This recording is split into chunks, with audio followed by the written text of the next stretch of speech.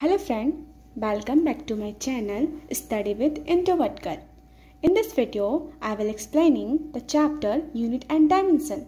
The first part of this chapter is Dimension Analysis. Hello friend, आज हम बात करेंगे डायमेंशन एनालिसिस पर.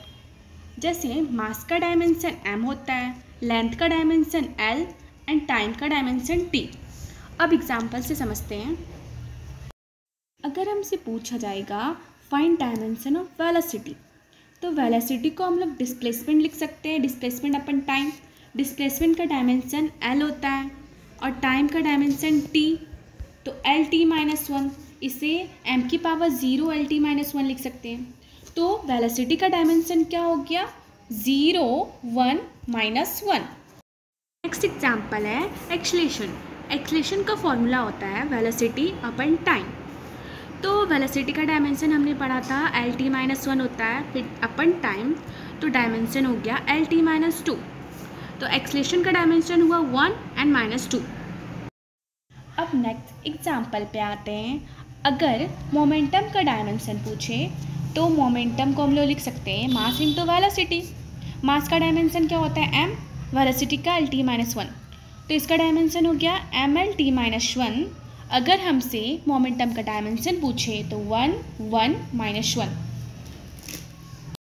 Next is force. फोर्स का फॉर्मूला होता है मास इंटू एक्सेलरेशन, जिसका डायमेंशन mLT-2.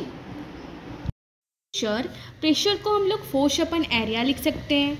फोर्स का डायमेंशन क्या होता है mLT-2, एरिया का L², तो इसका डायमेंशन हो गया mL-1T-2. So dimension of pressure is 1 -1 and -2. Last is density. Density को हम लोग मास अपन वॉल्यूम लिख सकते हैं. मास को m, वॉल्यूम को L³. सो डायमेंशन हो गया mL-3. So dimension of density is 1 -3 and 0. ऐसे बहुत सारे डायमेंशन होते हैं. आप जैसे जैसे चैप्टर पढ़ोगे वैसे वैसे डायमेंशन आते रहेंगे. Velocity, acceleration, pressure, density and force, ये डायमेंशन पढ़े. ये सारे जो डायमेंशन होते हैं, ये सारे डायमेंशन बेसिक डायमेंशन होते हैं. अगर हमें इसके डायमेंशन याद रहते हैं बाय हार्ट, तो हम लोग इजीली क्वेश्चन सॉल्व कर सकते हैं, कम समय में क्वेश्चन सॉल्व कर सकते हैं, क्योंकि जो अदर डायमेंशन होते हैं यही सबसे डिराइव होते हैं. Dimension is angle. जो एंगल होते हैं वो डायमेंशन लेस होते हैं, उसके पास डायमेंशन नहीं होता है, बट यूनिट होता है. एंगल का यूनिट होता है रेडियन, सॉलिड एंगल का यूनिट होता है steradian. Angle and solid angle ऐसी क्वांटिटी है जिसके पास यूनिट तो होती है बट डायमेंशन नहीं होता है. एग्जाम में क्वेश्चन पूछा जा सकता है कि name 2 physical quantity which have unit but not dimension. तो क्या होगा, एंगल एंड सॉलिड एंगल. इसके यूनिट क्या होता है, एंगल के रेडियन, सॉलिड एंगल के स्टेरेडियन.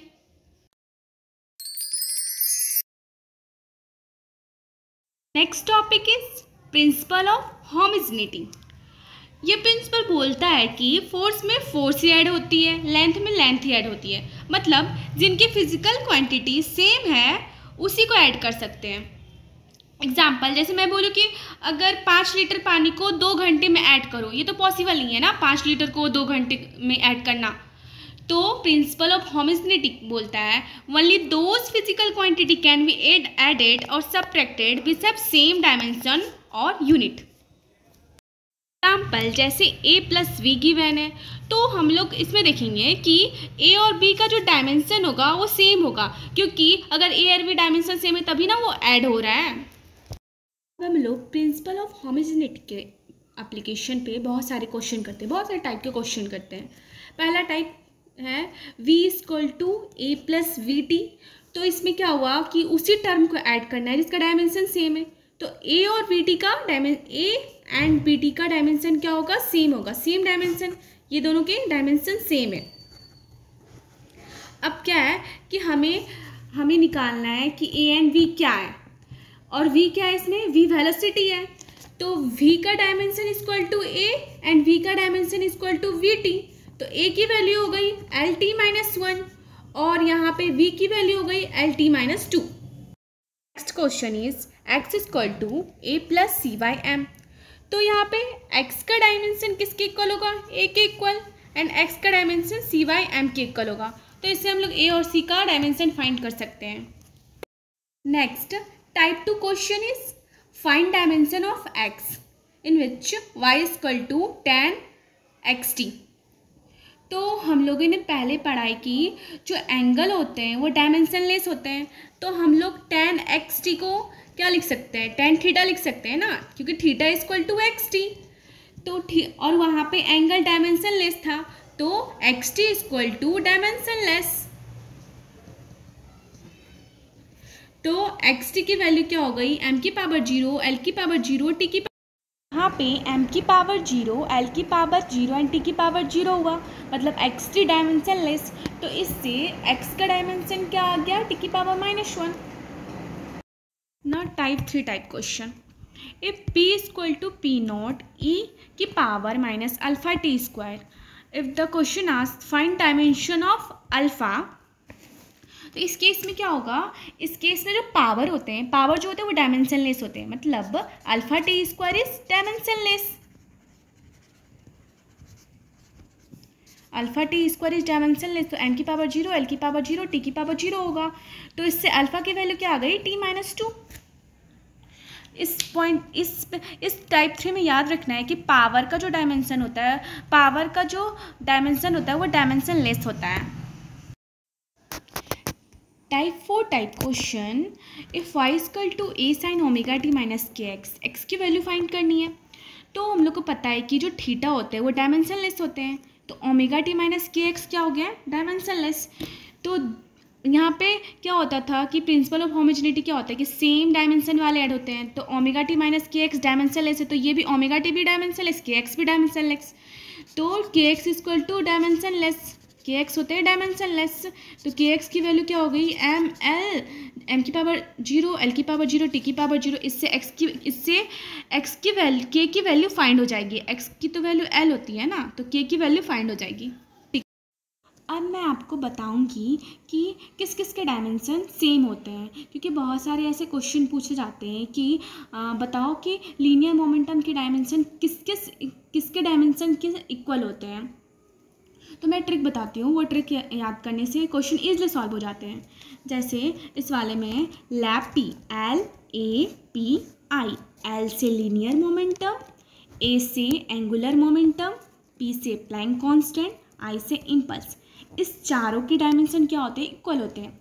अगर क्वेश्चन में पूछे कि लीनियर मोमेंटम के डायमेंशन किसके इक्वल होते हैं, तो वो इम्पल्स के इक्वल होंगे, प्लैंक कांस्टेंट के इक्वल होंगे और एंगुलर मोमेंटम के इक्वल होंगे।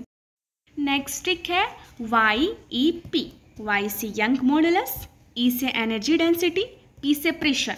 क्वेश्चन अगर पूछे कि यंग मॉडुलस का डायमेंशन किसके इक्वल होता है, तो वो एनर्जी डेंसिटी और प्रेशर के इक्वल होता है।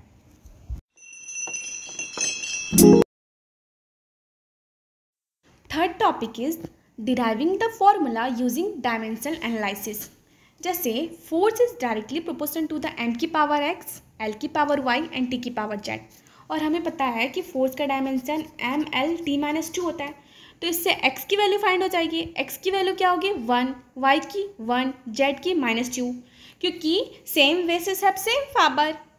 Next question is time period of t of simple pendulum depend upon mass of bob m, acceleration due to gravity and length. Find expression of t. तो t is directly proportional to the length l की power x, t is directly proportional to the m की power y and t is directly proportional to the g की power z. तो हम लोग इसको लिख सकते हैं t equal to k l की पावर x, m की पावर y एंड g की पावर z। k को हम लोग यहाँ पे हम लोग को x, y और z की वैल्यू फाइंड करनी है। g क्या है, एक्सेलरेशन ड्यू टू ग्रेविटी, जिसका डायमेंशन क्या होता है, LT-2। तो LX my LT-2 की पावर z। इससे क्या हो गया कि my LX और l की पावर z t-z। तो यहाँ पे LX + z हो गया, my हो गया और l-2z। और यहाँ पे t है, तो t को m की पावर 0, l की पावर 0, t की पावर 1 लिख सकते हैं।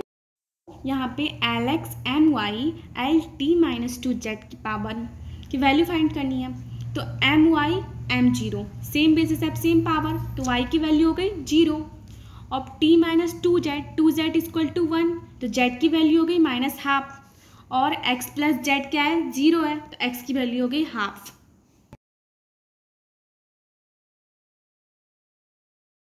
नेक्स्ट टॉपिक है conversion from one unit system to another unit system. तो इस वाले को हम लोग एग्जाम्पल से समझते हैं। जैसे अगर ये फोर्स है, फोर्स का यूनिट 100 किलोमीटर पर सेकेंड स्क्वायर है एमकेएस सिस्टम में। एमकेएस सिस्टम में फोर्स का यूनिट कितना है 100 किलोमीटर पर सेकेंड स्क्वायर। अब एक न्यू सिस्टम है जिसका length 5 centimetre, mass 10 gram and time 2 minute दिया हुआ है। तो हमें इस नए यूनिट सिस्टम में फोर्स की क्या वैल्यू होगी ये फाइंड करनी है।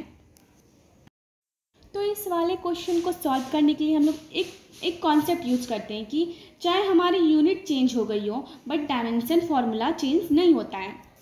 तो इसे सॉल्व हम लोग एक ट्रिक से करते हैं। N1 U1 equal to N2 U2।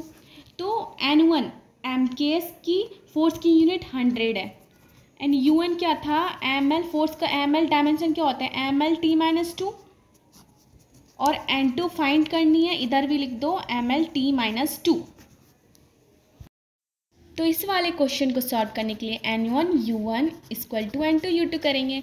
तो मतलब फोर्स की यूनिट 100 थी इन एमकेएस में, N2 में फाइंड करनी है जब m की वैल्यू कितनी है 5 सेंटीमीटर 10 ग्राम और 2 मिनट। तो ये 100 हो गया, इसको केजी में लिख दो, इसको मीटर में, और ये सेकेंड स्क्वायर। और यहाँ पे N2 अपने को फाइंड करनी है और m यहाँ पे कितना दे रखा है, यहाँ पे 100 केजी मीटर पर सेकेंड स्क्वायर, और N2 में क्या था 5 ग्राम था, 10 मीटर 2 इंटू 2 सेकेंड मिनट में था, तो 60 इंटू 60 सेकेंड किया। तो दोनों पार्ट में डायमेंशन सेम रखना है। यहाँ पे ग्राम में, यहाँ केजी है तो इसको भी ग्राम में कन्वर्ट करना है। तो ग्राम में कन्वर्ट करने के लिए 1000 से इंटू करना है, मीटर को सेंटीमीटर में 100 से, और सेकेंड स्क्वायर। फिर उसके बाद N2 फाइंड कर लेना है, और ये भी ग्राम में था ये भी ग्राम में था, तो सेम है तो कैंसिल हो जाएगा। फिर N2 फाइंड करने के लिए ये किया तो वैल्यू कितना है 288 10⁻⁷। अब नेक्स्ट एग्जांपल लेते हैं कि फोर्स का एमकेएस यूनिट को सीजीएस में कन्वर्ट करना है। एमकेएस में N1 की वैल्यू 1 है तो सीजीएस में कितना होगा ये फाइंड करना है। तो N1 U1 equal to N2 U2 करेंगे। N1 की वैल्यू 1 है, UN को ml_t-2 लिख सकते हैं, N2 की वैल्यू फाइंड करनी है, U2 को ml_t-2 लिख सकते हैं। तो एमकेएस में मास केजी मीटर पर सेकेंड स्क्वायर में होता है और सीजीएस में ग्राम सेंटीमीटर पर सेकेंड स्क्वायर में होता है। तो सेम डायमेंशन में कन्वर्ट करना है ना, सेम डायमेंशन में कन्वर्ट करना पड़ेगा। तो केजी को 1000 में कन्वर्ट करो, मीटर को सेंटीमीटर में, तो इससे N2 की वैल्यू 10⁵ आ गया। This brings me end of this part. I hope you have liked my video. If you have liked anything in this part, please don't forget to hit the like button. Please subscribe my channel, and till then keep practicing.